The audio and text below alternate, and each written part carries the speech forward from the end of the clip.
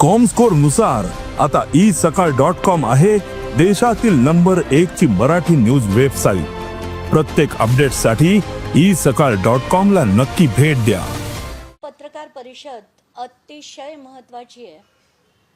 महत्त्वाची यासाठी की जर न्याय हा सगळ्यांसाठी समान असेल आणि जसं मुख्यमंत्री फडणवीस यांनी एका माध्यमाशी बोलताना सांगितलं की जेव्हा आम्हाला धनंजय मुंडे यांच्याबद्दल कुठलीही इन्फॉर्मेशन मिळेल तर आम्ही त्यांच्यावर देखील कारवाई करू, पण आत्ताच्या घटनेला इन्फॉर्मेशन मिळालेली नाही असं जे मुख्यमंत्री म्हणाले, तर त्याच मुख्यमंत्र्यांना माझी विनंती आहे हात जोडून की आमच्याकडे जी माहिती येते कॉमस्कोर नुसार आता isakal.com आहे देशातील नंबर 1 ची मराठी न्यूज वेबसाईट।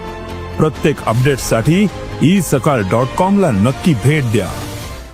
की या सगळ्या गोष्टीचे त्या लोकांना पळून गेल्यानंतर शोधून नेण्याचे सगळ्या गोष्टीचे सूत्रधार हे धनंजय मुंडे हेच होते। धनंजय मुंडेच सगळं करत होते।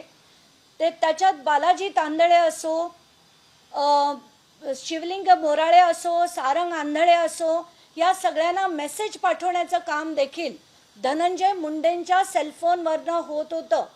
त्यांच्याकडे 3 फोन होते आणि त्या तिन्ही फोनवरनं ते सगळ्यांशी संपर्कात होते। शिवलिंग मोराळेला सांगण्यात आलं होतं की तू कराडला घे, इकडनं इथे सोड CIDच्या ऑफिसमध्ये।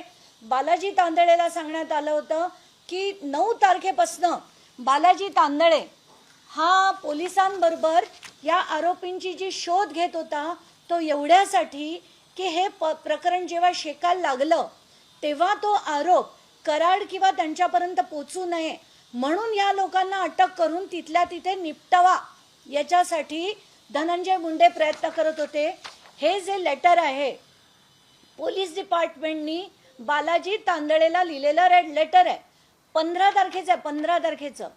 15 तारखेपर्यंत म्हणजे पहिल्याच दिवशी 9 तारखेपासून बालाजी तांदळे हे पोलिसांबरोबर फिरायला लागले होते, पण लेटर दिलं गेलं त्यांना 15 तारखेला।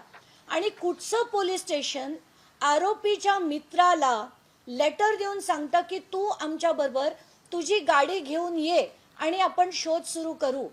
तर याच्यात धनंजय मुंडेंचा दबाव होता, पोलिसांना दबाव होता, या सगळ्या त्यांच्या कार्यकर्त्यांना दबाव होता, म्हणून बालाजी तांदळेंनी स्वतः देशमुख कुटुंबाला सांगितलेली माहिती अशी की आम्हाला पोलिसांनी या आरोपींना शोधलेलं नाही, आम्ही गाड्या फिरवून आमच्या एकांना त्यांनी सांगितलं 60-70 गाड्या, दुसऱ्यांना सांगितलं धनंजय देशमुखला म्हणाले 200 गाड्या फिरवून